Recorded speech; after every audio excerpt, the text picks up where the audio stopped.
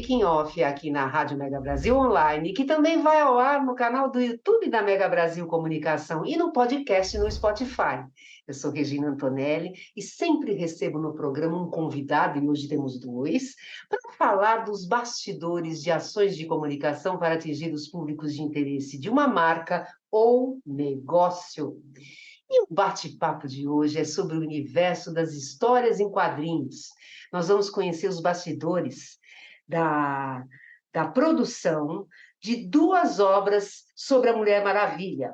Um é a Amazona, 80 anos da Mulher Maravilha, que foi escrito por 10 autoras, né, todas mulheres, e então, a outra obra é a Mulher Maravilha Icteia.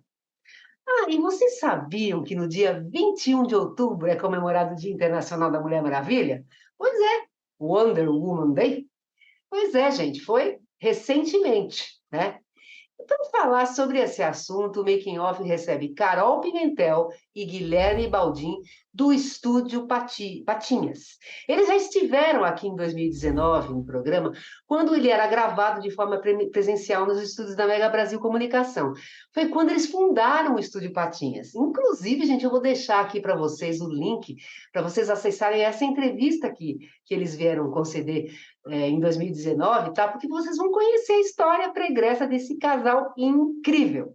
Vamos lá, que eu vou apresentar um pouquinho eles aqui. Olha, a Carol, ela é sócia fundadora e editora-chefe no Estúdio Patinhas. Ela é formada em Física pela USP, veja bem, né? Assistam a outra entrevista que vocês vão descobrir o que foi que aconteceu, tá? E ela também é mestre em tradução de quadrinhos, também pela Universidade de São Paulo. Vencedora de 2 prêmios HQ Mix, que é uma das mais tradicionais premiações dos quadrinhos brasileiros, sendo o de 2019 por melhor livro teórico, com seu Tradução de Histórias em Quadrinhos, Teoria e Prática. Ela é organizadora do livro Amazona, 80 anos da Mulher Maravilha, e autora de verbetes nos livros Cavaleiros das Trevas, O Homem que Ri, e de um capítulo no livro Mulheres e Quadrinhos. A lista de traduções e edições feitas por Carol já ultrapassou a marca de 540 títulos, e ela ainda encontra tempo para dar aulas no curso de pós-graduação em produção editorial da FAPCOM. O Guilherme, ele é diretor de arte no Estúdio Patinhas. Ele é formado em design gráfico, trabalhou na editora Mitos, onde aprendeu a letreirar e retocar HQs da Marvel e DC pela Panini. Além de publicar HQs próprias e de outros autores, porque eu ganhei uma HQ, gente. Só que eu não tô com ela para mostrar aqui, tá? Mas eu ganhei. Ele também oferece serviços de marketing, tradução, comunicação e design gráfico, pretendendo ampliar em breve sua produção também para as áreas de música e audiovisual. Hoje, sua marca ultrapassa 350 edições. Guilherme e Carol, muito obrigada por vocês estarem aqui, é um prazer, sejam bem-vindos para a gente bater essa conversa aqui. 19, 20, 21, 22, 23, são 4 anos que a gente se falou a última vez e muita coisa aconteceu, não é mesmo? Verdade. E o estúdio continua aí, né? Muito obrigada, Regina, pelo convite. A gente está super feliz de poder voltar e agora contar um pouquinho mais de materiais específicos, mas depois de 4 anos aí de estúdio, né? A gente que agradece aí pelo espaço, pela oportunidade. Muito bom, muito bom. Mas vamos lá, gente, vamos lá, então. Quero saber o seguinte, Nós falamos aqui de 2 obras da Mulher Maravilha, né? Mas me diz uma coisa, como é que surgiu, Carol, para você organizar o Amazona, 80 anos da Mulher Maravilha, para o público brasileiro? Conta como é que foi isso? Qual que é a proposta do livro? Foi um convite muito bacana, assim, porque esse ano, como você falou, do dia 21, ela já fez 82 anos, né? Nossa princesa aí Olha, já tá, 82. já tá com 82 e continua divina. Mas foi um convite, assim, eu tenho uma história com a Mulher Maravilha, que ela foi a primeira super-heroína que eu vi quando eu era pequena. Não tenho vergonha de esconder a idade, e eu assisti a Linda Carter no seriado da Mulher Linda Maravilha, né, que Carter. passava... Aquela cinturinha fininha. Aquele bermudão gigante, né? De Mulher Maravilha. O cabelão da Farrah Fawcett, aquelas coisas, né? Imensas. E eu achava aquilo Linda incrível. Carter, né? Linda Carter. E eu achava ela muito sensacional, assim. Então, de criança, eu tinha o cabelo muito curtinho e eu amarrava uns panos na cabeça, assim, para fazer o cabelão e poder girar como uma Mulher Maravilha. Então, assim, tem esse carinho de infância, né? Foi a primeira fantasia que eu ganhei de criança para poder sair na rua. Então, essa coisa. Quando pintou esse convite, eu fiquei muito feliz, porque era assim, tinham algumas autoras, acho que duas já convidadas, mas eu tinha que criar uma equipe e a gente descrever os 80 anos da Mulher Maravilha, cobrindo o máximo de coisas que a gente pudesse. Então, assim, tem um capítulo que eu escrevi um capítulo sobre a origem dela nos quadrinhos. Então, conta um pouquinho sobre o William Moulton Marston, sobre a relação dele com a esposa. Muita gente não sabe que foi ele que inventou o polígrafo, né? Aquele detector de mentiras. Então, por isso Tem que um ela filme tem bem legal até, né? Sobre ele, o Marston e as mulher. Mulheres Maravilha, acho Exatamente. essa história aí, né? Tem um filme, mas a gente também fala sobre isso no Tem um livro. filme que fala mais da história dele, assim, de como que foi essa criação da Mulher Maravilha, e é bem legal, vale a pena ler. Assim. Tem um Exatamente. livro e um filme, acho, né? Tem um livro e um filme. Mas no nosso livro tem tudo. Tem o detalhe também que a gente conta nesse capítulo. Então, a criação, por exemplo, o laço da verdade que ela usa quando ela laça as pessoas remete a esse polígrafo, né? Essa coisa do detector de mentiras, porque quando ela amarra você com esse laço, você não consegue mentir mais. Então, você conta até o que você não quer, você sai falando para a Mulher E Maravilha. ele era um cara cheio das formações, assim, ele não era muito... Não é que ele era quadrinista, né? Ele era um acadêmico, assim, Sim. um cara que estudava várias coisas, mitologia, né? Inclusive, Exato. tem muito disso, né, na Mulher Maravilha, assim, né? Exatamente. O jeito que ele criou aquela Temicira lá, com as Amazonas e tal, né? Exato, essa coisa delas serem heroínas gregas, né? E todas mulheres muito fortes. Então, a gente conta um pouquinho dessa origem no livro, e a gente subdividiu. Então, tem informações sobre cinema e cultura pop, tem informações sobre action figures, bonecos e um monte de marca que usa a Mulher Maravilha, tem informações sobre uma repaginação que teve, porque muita gente não gosta dessa origem. Né? É um assunto muito delicado, mas como ele tinha a esposa e uma relação consensual, eles eram um trisal, né? Eram duas mulheres e o Moulton Marston, então a Elizabeth Holloway, que era a mulher oficial, tinha mais uma garota que era aluna dos dois e fazia parte, elas não gostam de tocar muito nesse assunto, ele é falecido, mas as duas vivem em conjunto assim até hoje. É uma situação super tranquila, mas delicada ao mesmo tempo, né? Muita gente não Isso na gosta década de 30, 40 aí, né? Sei lá, por aí. que foi a criação da... Isso. Por isso o filme chama As Mulheres Maravilha, porque ele inspirou nas duas mulheres. Era uma junção das duas. Das duas que surgiu essa heroína. Então, quando descobriu-se essa origem, teve uma queima de quadrinhos nos Estados Unidos. Muita gente não gostou disso, porque era uma coisa meio indelicada, né? Como eu falei, até hoje as duas não tocam no assunto, elas dizem que elas são amigas. Então, assim, tem até uma entrevista exclusiva com uma delas, e está publicada no Amazon há 80 anos, que nunca ela deu entrevista para ninguém, então ela toca delicadamente nesse assunto, mas a gente publicou a entrevista, a gente fala sobre filmes, etc. E assim, tem um pouco de tudo, né? Os quadrinhos de origem, o quadrinho reformulado, que foi pelo Jorge Pérez, que aí ele deu uma origem completamente diferente, Isso mais já grega, nos anos 70, 80, quase por 80, aí. eu acho, né? Que é por aquela Mulher Maravilha lá, Sim, do sim. Jorge Pérez. Aí ele meio que repaginou, assim, né? Fez um reboot, né? Da Mulher Maravilha. Então, a gente juntou tudo isso com 10 autoras mulheres para a gente poder produzir esse livro que está aí, indicado ao HQ Mix desse ano. Estamos torcendo, o resultado sai agora em novembro. Vamos ver teórico se a gente de ganha. novo, né? E vem Tá contar. indicado aí de novo.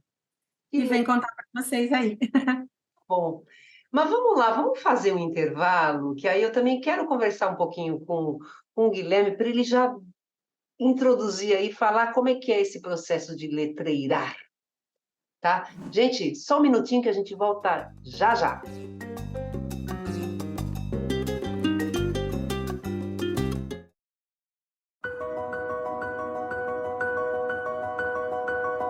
A Criação de Adão, uma das mais conhecidas obras de Michelangelo, traduz o peso das escolhas que nós, seres humanos, fazemos ao longo de nossa existência. Tocar ou não o dedo de Deus.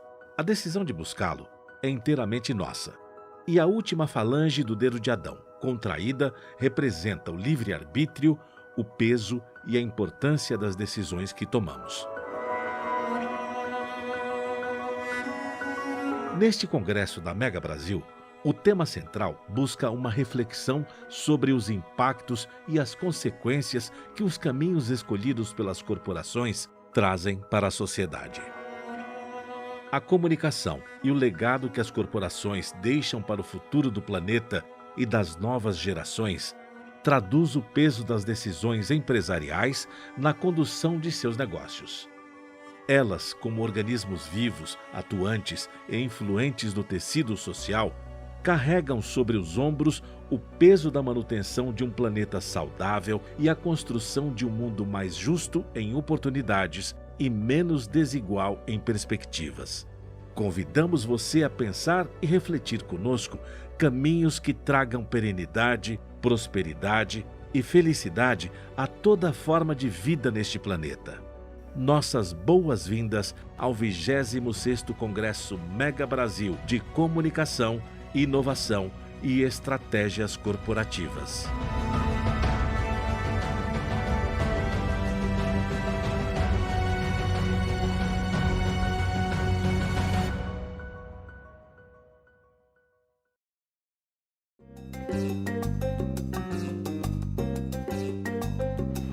E a gente está voltando aqui com o segundo bloco do Making Off. Hoje a gente está recebendo a Carol Pimentel e o Guilherme Baldin. Eles são do Estúdio Patinhas e o papo aqui é História em Quadrinho, mais focado na Mulher Maravilha, né? E agora eu vou querer, antes da gente falar sobre a Equitéia, que é a outra obra que também tem a ver com a Mulher Maravilha, eu queria saber de você, Guilherme, como é que é, o que é esse processo de letreirar? Uhum. Tocar HQs. Explica, É, pessoal, como é que isso é feito? o nada mais é do que assim, o letrista é o que coloca as palavras no balão, né? Ah, Então, se fosse uma produção do zero de um quadrinho, aí vamos dizer, o roteirista escreve o texto, o artista desenha ali as páginas, né? Aí dependendo tem artista que desenha o próprio balão de fala, né? sim, E que tem um traço próprio, e tem artista que não, tem artista que desenha uma imagem no fundo, e aí você tem um terceiro profissional, que é o letrista, no caso, que sou eu, que é o cara que vai fazer os balões e vai pegar o texto que o roteirista escreveu, né, e diagramar dentro do balão de fala, né? Então, as você letras... mesma da Oi? original, a fonte você usa a mesma da original ou não? Nem sempre, porque depende muito, assim, cada livro, cada quadrinho é um quadrinho, né? Então, Aham, aqui, como a gente trabalha com uma variedade grande de títulos, assim, é assim, tem caras que fazem, tem artistas que fazem o próprio letteramento, né? Tem artistas que Desenhado. desenham mesmo cada... Então, assim, você nunca vai ter uma fonte que imita a escrita manual do artista, entendeu? Então, aí, nesse caso, a gente tem diversas opções. Às vezes, ou faz do zero, mas aí toma um tempo muito longo, né? Ou você tenta arrumar uma fonte mais próxima possível, às vezes até criar a fonte, né? A gente já teve projetos que a gente teve que criar uma fonte porque o estilo do artista era muito particular, entendeu? Então a gente pegou ali as letrinhas e digitalizou ali e criou uma fonte do zero para trabalhar, porque assim, qualquer outra ia ficar, sabe, o cara Estranho. faz aquilo para casar mesmo, né, com a arte dele. Se não Se não destoa, né? destoa, né? Agora tem outros que são mais simples, e aí tem artista que usa fonte também, aí é questão de você procurar a fonte que o cara usou, né, na internet ou qualquer outro lugar, baixar e tal, e ver se dá para usar, né? Aí a gente tem diversas coisas que podem acontecer, né? Pode precisar de acento e a fonte não ter o acento, Tem o caso, quando fala em retoque, né, que você mencionou, é porque às vezes a gente tem uma coisa no fundo, por exemplo, aqui teria uma coisa escrita ali naquele quadro, né, e Sim. está escrito em inglês, só que o nosso é traduzido. Então aí a gente traduz, só que a Carol vai mostrar até um exemplo. A gente tem que refazer a placa, só que com o estilo da placa de fundo, né? E com o texto em português, então precisa adequar ao desenho, né? Tem coisas que são mais curvilíneas, não são tão retinhas. Tem piche, né? Então, como esse da Embaixada de Temesira num balcão, né? Numa sacada. Então, você vê, a gente Pode ser chama pichação, pode ser fachada, pode ser carro de cartaz, polícia, caminhão de sorvete, sabe? Que camiseta, americano, principalmente Estados Unidos, assim, eles têm mania de caminhão de sorvete, sempre tem ali ice cream, né? Então você muda para sorvete, placa jornal. de pare, que está no fundo, placa de proibido estacionar, jornal, que é O Batman, o Gotham, né? Você isso, o aqui de Batman tem Gotham. muito jornal. O Superman tem o Planeta Diário, que é o globo, Sim. aquele globo clássico dele, né, que fica no prédio e tal, e ele sempre vem escrito Daily Planet, né? Então tem que desenhar Planeta Diário do lado, né? Então o letrista é o profissional que faz tudo isso. Ele joga todo o texto no balão, né? Muitas vezes ele faz o balão, se não tiver o balão feito, se for o caso de fazer do zero, né? É Uhum. que aqui boa parte do nosso trabalho é a adaptação, né? Então a gente está adaptando para o português uma obra que está em Em outro outro idioma. idioma. Então geralmente o balão já está criado, porque, né, já foi feito em outro idioma. Aqui tem um jornalzinho também, né? Ó, que a gente consegue ver. Então... O Peter Parker tem o Clarim Diário, por exemplo, do Homem-Aranha, né? Que é o Daily Bugle, né? Que é o Clarim Diário. Jornalzinho, Superman tem o ele é todo traduzido, esse jornalzinho? Todo. A maior parte dele. Tem umas partes que você não consegue enxergar, porque eles usam aqueles, ou aquele mono, né? Uma coisa assim, ou só risquinhos.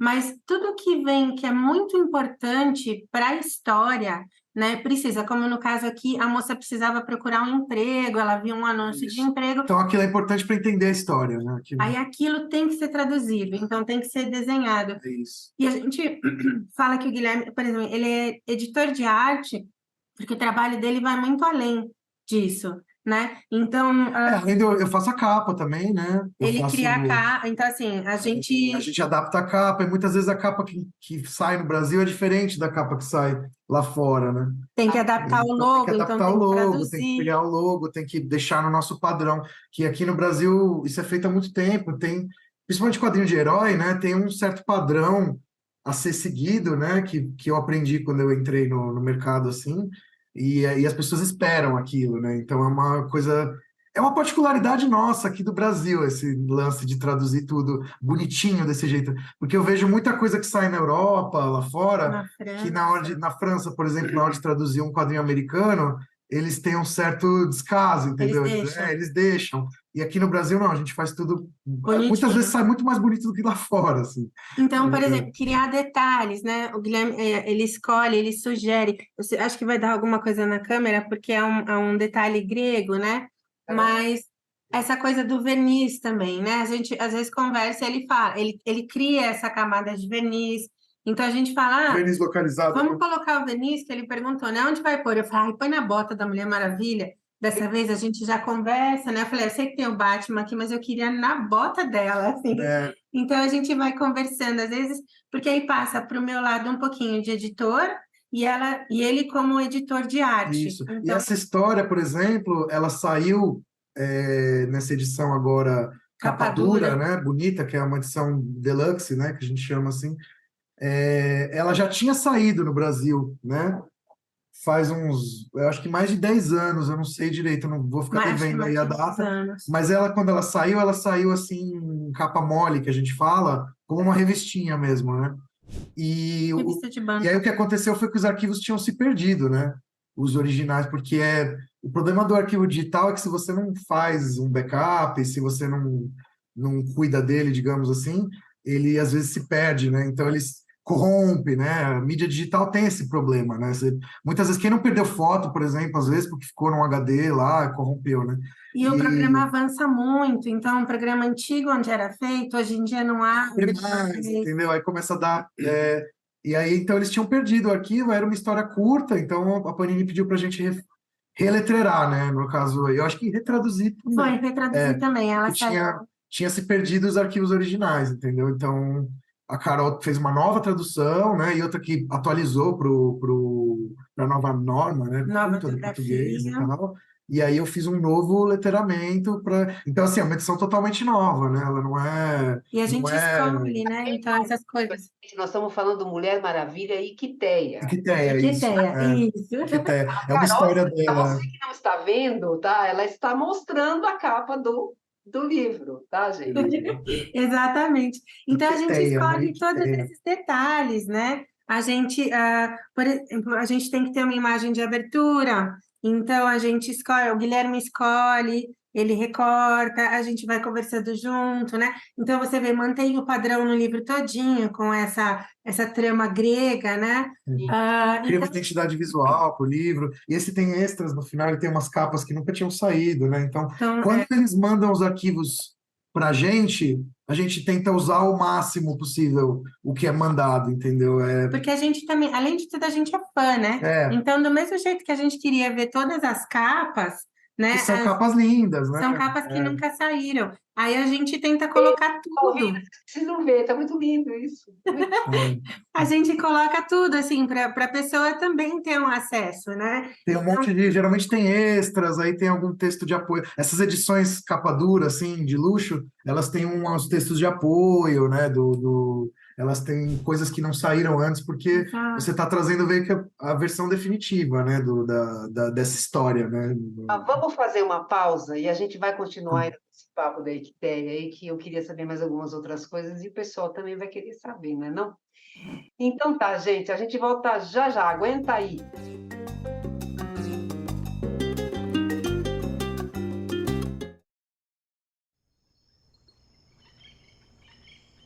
Eu nasci num pé de serra com um horizonte largo. Lá em casa, para onde eu olhasse, era céu. E já nasci cantando. Nem falar eu sabia, já cantava. Cresci assim, desavisada do mundo, sem saber que o amor era uma armadilha. Foi quando ele apareceu, eu era moça, acreditei, porque amava a minha voz. Me arrancou de casa, me jogou na bolé de um caminhão e viajou 2 dias e 2 noites sem nem perguntar se aquele mundo todo me cabia. Depois me trancou numa casa toda enfeitada de amor. Mas havia grades deselegantes nas janelas. Quando chegava do trabalho, trazia algum presente na mão e dizia: canta. E eu cantava. Envaidecida. Mas ontem ele saiu e esqueceu a porta aberta. Eu nem sei onde vim parar. Hoje eu nasci. Hoje é a primeira vez que eu canto. Essa é uma história real. E quem vive são passarinhos das mais diversas espécies, que são sequestrados, traficados e escravizados no Brasil todos os dias. Apenas para correção. Não é casa, é gaiola. Não é amor, é cativeiro. E assim como sequestrar alguém, manter um animal silvestre que nasceu livre em cativeiro é crime. Amar é libertar.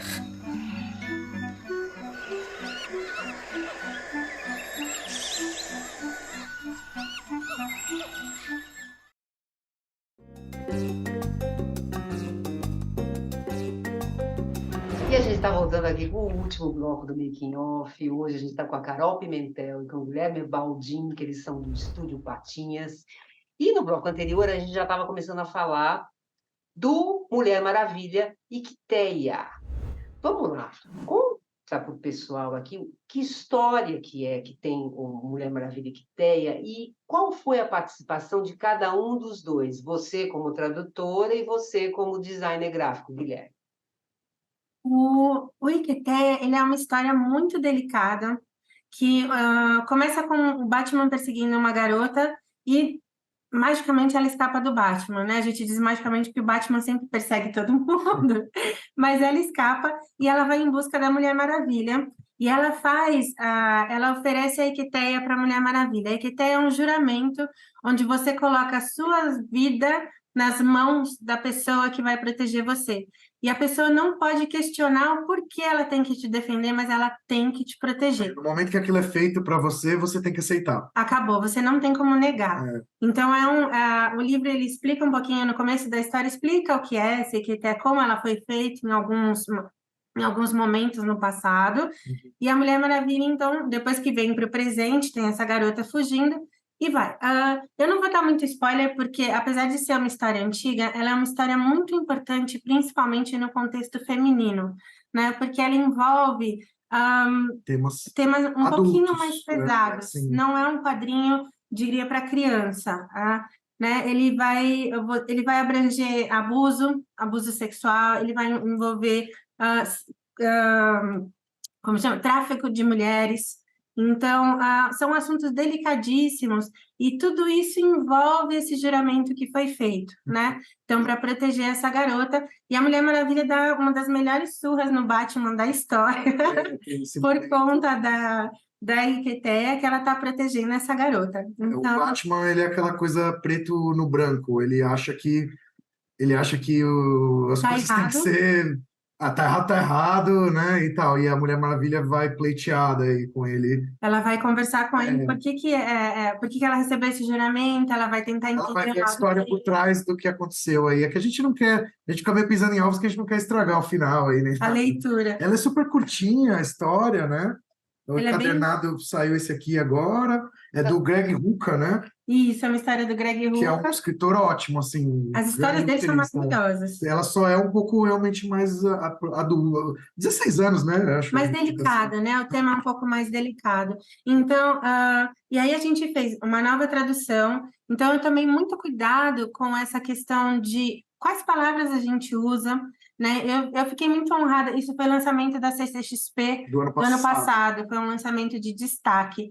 Por quê? Porque Era uma história muito aguardada para sair nesse formato, eu acho. Isso. Ela tinha saído, ela estava fora de catálogo, digamos, e Aham. tinha inclusive perdido os arquivos originais, já até falei isso antes, tal. Mas a questão, eu acho assim, o primeiro tradutor foi um homem, né? Então, quando a gente tem uma tradutora, no caso, mulher, falando sobre um assunto de mulher, expondo uma coisa sobre a Mulher Maravilha, sobre esse universo feminino, e a gente sabe a dor que aquilo causa de você ler certas coisas, você sabe que certas palavras te geram incômodo, você não Gatilho, né? né, gatilhos, você não se sente bem, então assim, eu tomei o máximo de cuidado. Em alguns momentos a gente tem que pesar a mão, porque a história exige, né, que você pese a mão.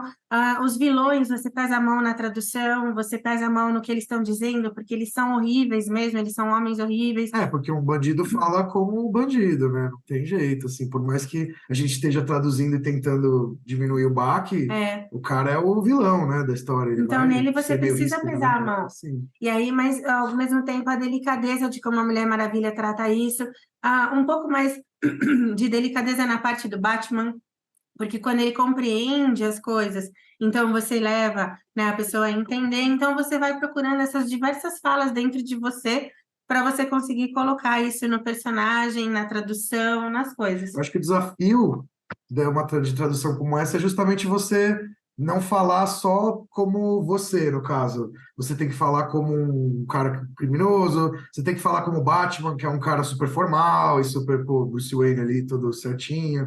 Você tem que falar com a Mulher Maravilha, que é uma mulher de sei lá quantos anos ela tem. Mais de 300 anos. Tá? Então, são várias vozes, não é uma voz só, né? Exato. E, ao mesmo tempo, aí a gente junta esse contexto com a parte do Guilherme.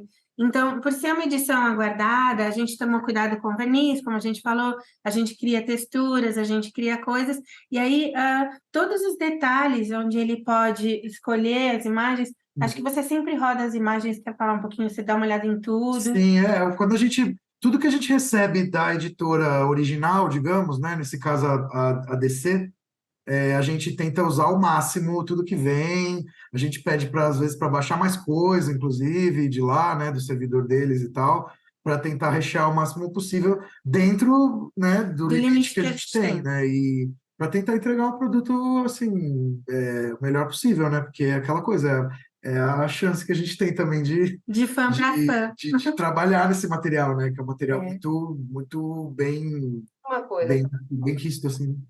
Carol, você teve, assim, você também nesse seu trabalho, que eu entendi que, que no entanto, aí a tradução mesmo, a palavra que você vai usar para traduzir, ela realmente precisa passar a personalidade daquele personagem, não é isso? Exato. Como É. o Guilherme estava falando, se ele é um bandido, ele tem que usar palavras como se fosse um bandido. Gente, isso aí é um danado, hein? Diz uma coisa, no caso, a preocupação cultural, você, de repente, fazer uma tradução para os brasileiros, né? O que você leva em consideração do ponto de vista cultural para você estar fazendo esse trabalho de um livro que vai ser lido por brasileiros? Olha, eu acho que normalmente com esses longos anos aí da indústria, são quase 10 anos já trabalhando como tradutora e editora, eu vi certas adaptações que eu acho que são plausíveis e outras que eu não concordo muito. Uhum. Então, por exemplo, eu tento me prender ao máximo no original, né? E eu evito muito regionalismos, porque para mim, eu acho, o Brasil é um país extremamente grande. Eu acho que se eu colocar uma coisa que é muito usada no Sul, vai causar uma estranheza imensa para o leitor do Nordeste, do De Norte. São Paulo, por exemplo, é muito típico daqui, assim, e não muito comum fora. Então, eu tento buscar palavras que sejam comuns para todo o nosso território nacional, né? E, ao mesmo tempo, por exemplo, eu já vi tradutores aí ao longo da história colocarem músicas da Blitz, trocar a música de personagem, sabe? Fazer umas coisas no meio Tipo, se o cara tava cantando no original uma música em inglês que é um meio obscura, que não foi muito sucesso aqui, aí o cara pega e coloca assim a música que ele quiser na tradução, entendeu? Aí isso a gente já acha meio Eu acho assim. meio perigoso isso, porque justamente Prefere colocar uma nota, sabe? Um asterisco assim, e falar, ó, essa música é blá blá blá, do artista tal, entendeu? Assim, porque aí a pessoa ouve, ela tem a sensação do que o personagem estava ouvindo, né? A gente sabe, como o Guilherme agora, se falou tem do um Clarim equivalente Diário, das perfeito, coisas, né? Assim, né? ah, Aí é legal, né? depende, eu Depende, sou bem depende muito, contra. depende muito. É. Acho que não mexendo no sentido, né? Né? Porque eu não gosto, eu gosto de manter o original. Assim, como ele falou, né? A maioria das histórias se passam. A Marvel é muito Nova York, né? A maioria é Nova York ou a gente está na Califórnia. Então, a sensação, a gente sabe que eles não são daqui. E não adianta eu colocar uma música do Araqueto, não adianta eu colocar Capital Inicial, não adianta eu colocar isso que não casa com o personagem, na minha opinião, né? Eu sou bem chata em relação a isso. Então, eu mantenho a música no inglês. Às vezes eu traduzo o balão, não pego nunca a tradução oficial da internet, porque eles podem multar as editoras que trabalham com isso, então já fica aí a dica. Não se faz cópia de tradução, Faça uma sua, né? faça uma sua. Faça uma sua e coloca lá, em tradução livre. Isso. Mesmo que reclamem com você, por exemplo, a Odisseia do Ulisses não é assim. Não é. Você vai ler a do Ulisses pela editora que foi publicada. Essa daqui é um pedacinho de uma tradução e a tradução é minha. Vai lá comprar o livro que tem a tradução, né? Então, assim, às vezes eu traduzo o balão, mas eu coloco assim, música original, tal, tal, tal, como o Guilherme falou. Porque eu acho que a pessoa tem que entender o que está sendo dito, mas, ao mesmo tempo, ela tem que sentir a sensação que a pessoa estava sentindo. E o roteirista colocou ali o personagem cantando uma música, não foi porque ele achou legal, entendeu? Geralmente é porque aquilo ali tem Faz sentido. alguma relação, né, com o que está acontecendo na história, né, eu acho. Exatamente. Então, eu tomo esse cuidado, né? Mas aí é o que eu tô falando, é uma coisa muito particular minha. Eu tenho essa chatice aí que eu digo de não colocar. Seu estilo de trabalhar é assim. E o Guilherme, me diz uma coisa. No caso de você estar fazendo, as ferramentas que você usa para estar fazendo os retoques dos HTs, dos HQs, o que você usa, né? E é importante desenhar, né? Como é que é esse processo? Você faz um esboço antes? Como é que é isso? Desenhar é importante, sem dúvida, porque assim a gente usa muito técnicas de desenho no trabalho sempre, para fazer os retoques. E você vai ter que adaptar ali o seu desenho com vários artistas, não vai ser um só, né? Então, uma hora pode vir um que é pintado com tinta, outra hora pode vir um cara que desenha tudo digitalmente, outra hora pode vir um artista que usa giz de cera. Então, você tem que saber, você tem que, acho que, ter um leque bom de técnicas aí, né? Para reproduzir tudo que é estilo, né? Exato. E acho que para além do desenho é muito tipografia, né? Que é fontes, letras, enfim, essa arte do layout aí, do design gráfico mesmo, que eu acho que é o outro fundamental, porque a gente vai usar muito fonte, muitas vezes você vai ter que transformar fonte em desenho, por exemplo, porque é uma fachada ali, e porque a fachada tem ali, às vezes, aquela perspectiva. Então, você pode até partir de uma fonte, mas você vai ter que desenhar o relevo, o baixo relevo, o alto relevo, o quebradinho de pedra, porque está escrito ali Gotham City, tudo quebradinho de pedra, entendeu? Assim, e aí, então, eu acho que o letrista é um profissional meio multitarefas, assim, porque ele sabe um pouco de design gráfico, mas ele é ilustrador um pouco também, e eu gosto muito de papel e lápis, eu uso muito papel e lápis, eu anoto tudo, um monte de papelzinho, assim, e eu várias vezes também estou meio perdido. A gente pode fazer também a adaptação do logotipo da revista, por exemplo, né? Porque o nome do personagem muda. A Mulher Maravilha é um exemplo, que é Wonder Woman, né? E aí a gente vai fazer Mulher Maravilha. Então é bem diferente, né? Então, aí às vezes quando eu preciso fazer um logo, alguma coisa, eu volto lá pro papelzinho, sabe? Risco ali, penso, não, eu quero um M assim. Antes de sair fazendo coisa no computador, assim, né? Eu tinha um professor na faculdade de design que ele falava que o computador era eletrodoméstico. Ele gostava de falar isso aí, que você tem que ter muita clareza, às vezes, não, sabe? Muita coisa manual mesmo, para usar o computador, tirar o melhor dele, né? É uma ferramenta. Você tem que ver como mais uma ferramenta no seu, Dia a no dia. seu rol aí de ferramentas, eu acho, de um bom designer, no caso, né? Todo letrista é designer, geralmente, né? Parte de um cara que estudou design ou coisa do tipo, assim, né?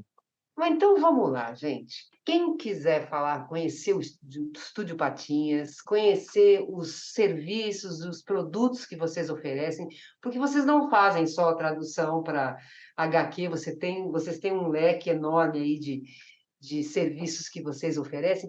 Quais são as formas de contato? Como é que o pessoal pode encontrar vocês? Acho que o mais fácil é o Instagram, né? Que é @Estúdio Patinhas, estúdio com S em inglês, Esse mudo. pessoal, S mudo, mas a gente sempre Patinhas. dá uma olhada, patinhas de pata mesmo, né? Do gatinho. Gatinho. Estúdio E Patinhas no Instagram, Estúdio Patinhas no LinkedIn, tem também. Fora que eu e a Carol temos perfis também separados, assim. E tem o site, né? Tem gente que tem o site estudiopatinhas.com.br, .com.br. tem uma aba contato lá que vai o e-mail direto para o nosso e-mail aqui. Então, o Estúdio Patinhas com esse mudo vai te levar para onde for aí. Olha, Carol, Guilherme, muito obrigada. Foi um prazer enorme estar com vocês de novo aqui, viu? Sempre com uma Prazer foi nosso. conversa gostosa, tá bom? Ah, E eu preciso legal. passar uns recadinhos para o pessoal. Gente, o programa Making Off vai ao ar toda quarta-feira, às 10 horas da manhã. Para acessar na rádio, www.radiomegabrasilonline.com.br. Nós também estamos no canal do YouTube da Mega Brasil Comunicação. Entra lá, acha o programa, toca o sininho, porque toda vez que tiver entrevista nova, você vai ser avisado e você não vai querer perder, não é mesmo? E nós também estamos no podcast no Spotify. Gente, um grande beijo para vocês e até a próxima. Tchau, Guilherme. Tchau, Carol.